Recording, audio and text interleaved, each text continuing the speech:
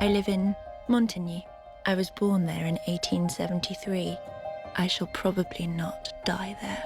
Colette was one of the most famous writers of the last century. She was groundbreaking, talking about sexual awakening of a teenage girl. In some ways, she is credited as creating the modern teenager. The wild days have just begun. She was married to somebody called Willie. He was a big celebrity at the time. Really, he was an impresario, a sort of producer man. He had what he called a factory of different writers, and it would all be put under the name Willie.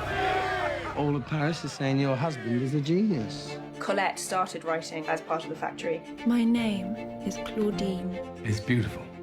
We've never had one fly off the shelves like this before.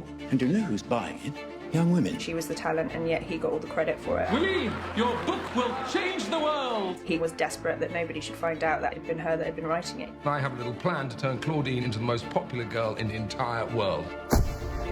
You've got this secret, and it's bursting out of the edges. I believe Willie based Claudine in part on your school days. Yes, I think I had a little something to contribute.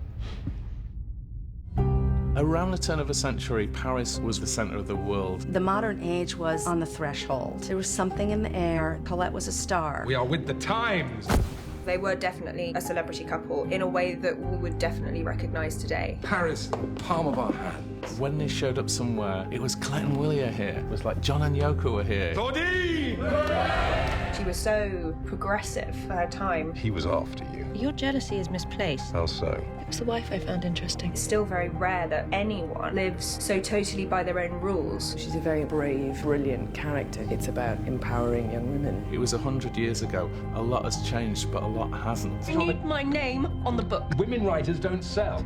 You still all the time get, no, female writers don't sell, or female directors don't make films because they're not going to make money. I mean, you get that all the time. We do what we're told and we follow the rules of our society, and she very much broke them.